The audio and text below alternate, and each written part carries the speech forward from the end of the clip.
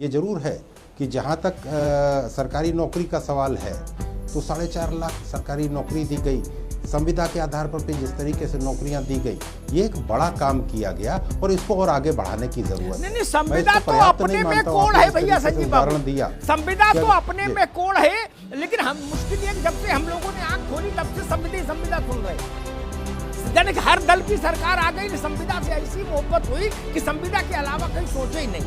संविदा का मतलब जघन्य किस्म का शोषण, लिख लो मेरी बात, उसमें सब दोषी हो, सपा बसपा भाजपा कांग्रेस सब।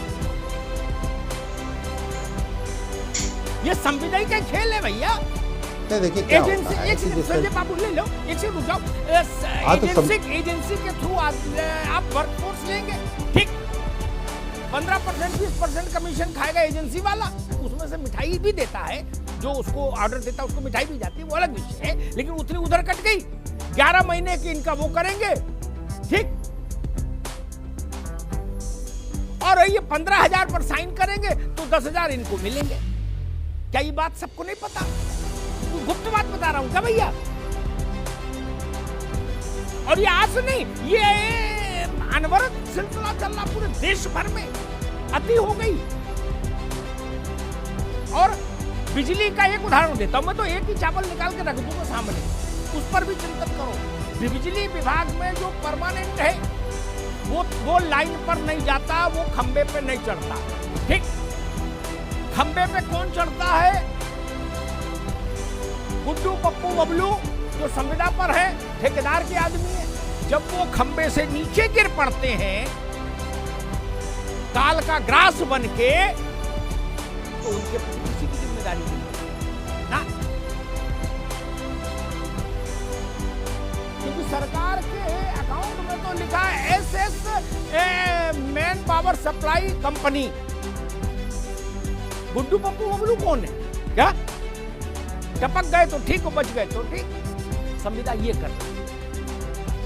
इसलिए संजीव भाई, इस पर सब लोगों को राय बनानी चाहिए कि संविदा का कोड़ खत्म हो। शिवम, संविदा की क्या स्थिति है भैया, जरा एक लाइन में बताइए।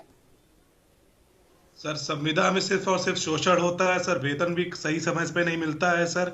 जो वेतन 40,000 के काम पे लोगों से कराया जाना चाहिए, उसमें सर 8-8, 9-9 हजार रुपए, 5-5 हजार रुपए पे सर लोगों को रखा जाता है। जब मन होता है सर कॉन्ट्रैक्टर बाहर निकाल देता है, जब मन होता है सर काम दे देता है, अपने हिसाब से सब चीजें कराता है सर। सिर्फ और सिर्फ शोषण है सर, पूरी तरीके से संजीव बाबू, ये संविदा से तो मेरा बड़ी खिन्नता है मुझे। और देश भर में ये बीमारी, उत्तर प्रदेश में भी ये बीमारी, जिस विभाग में चले जाओ कपीश जी, क्या 2 ही 4 आदमी बैठे 50 मिलेंगे, 2 ही 4 उसमें उत्तर प्रदेश सरकार के एम्प्लॉय मिलेंगे, बाकी सब ठेके पर। ऐसा लगता है पूरा प्रशासन व्यवस्था ही ठेके पर चली गई संजीव जी। नहीं, मुझे डर है किसी दिन पुलिस भी संविदा पर ना कर दो, इस चीज को स्वीकार कर, एसडीएम तहसीलदार कलेक्टर कप्तान भी संविदा पर ना कर दें कहीं आप लोग, मुझे ये डर लग रहा है।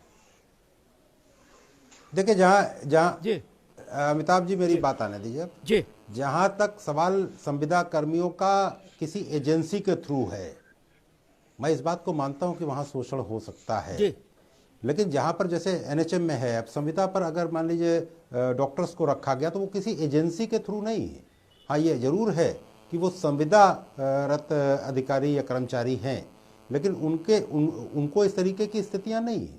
वो अलग बात है कि संविदा के पर बीच में मेरी बात हो रही थी, पार्टी में भी बात हो रही थी, और सरकार के भी कुछ महत्वपूर्ण लोगों से बातचीत हो रही थी, और ये एक बात आ रही थी कि संविदा कर्मियों के लिए कुछ ऐसा किया जाए जिससे कि उनको भी परमानेंट टाइप का किया जाए।